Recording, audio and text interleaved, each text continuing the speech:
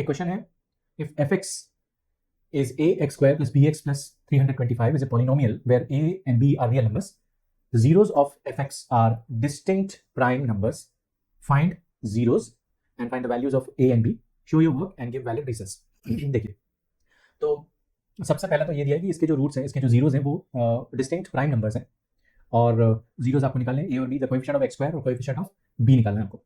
तो हम यहाँ पर सबसे पहले शुरुआत करेंगे क्योंकि हमको यहाँ पर कांस्टेंट टर्म दिया हुआ है सी और ए और बी दोनों मिसिंग है, तो कांस्टेंट टर्म सी का यूज होता है प्रोडक्ट ऑफ द जीरो से। So we will use product of the zeros, product of the zeros. तो प्रोडक्ट ऑफ द जीरोस का फॉर्मूला क्या होता है या रिलेशन क्या होता है, that is c upon a. C is 325 and a is ए।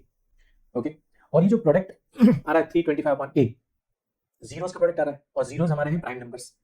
इसका मतलब ये जो भी आएगा ये प्रोडक्ट ऑफ प्राइम नंबर्स आना चाहिए। प्रोडक्ट ऑफ जीरोस का मतलब product of distinct prime numbers answer आना चाहिए।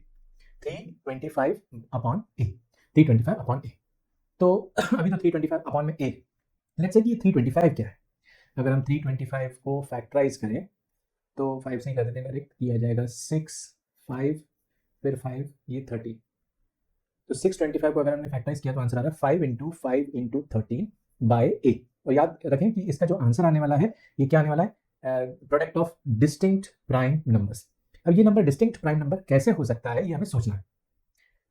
प्राइम नंबर्स यहाँ पर 5 हैं, 13 है, ये 5 जो है 2 बार आ रहा है, डिस्टिंक्ट करना है और ए को यहाँ से हटाना भी है क्योंकि प्रोडक्ट ऑफ 2 प्राइम नंबर्स करने। तो इसका मतलब 5 और 13 यहाँ पर बचे रहना चाहिए और ए और 5 कट जाना चाहिए। ए और 5 कट जाना चाहिए मतलब ए की वैल्यू क्या आनी चाहिए, 5 आना चाहिए, तब जाके ये 5 और ए कैंसिल होगा और आपके पास ये product of 2 distinct prime number आएगा। So in order to get the product of distinct prime number we need and the value of a should be 5. The value of a should be 5. Then only we'll get the product of 2 distinct prime numbers. So 35 upon a is going to be ये आना चाहिए। एक बात तो ये clear हुई।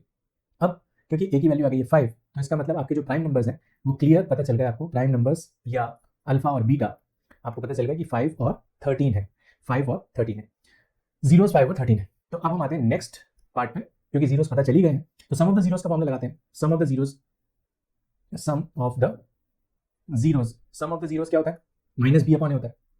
तो minus b upon ए किसके बराबर होना चाहिए, माइनस बी, यहाँ पर बी है, ए मतलब यहाँ पर ए है जो कि 5 आ चुका है, और अल्फा और बीटा का सम मतलब 5 plus 13, 5 plus 13 is equal to minus b upon 5।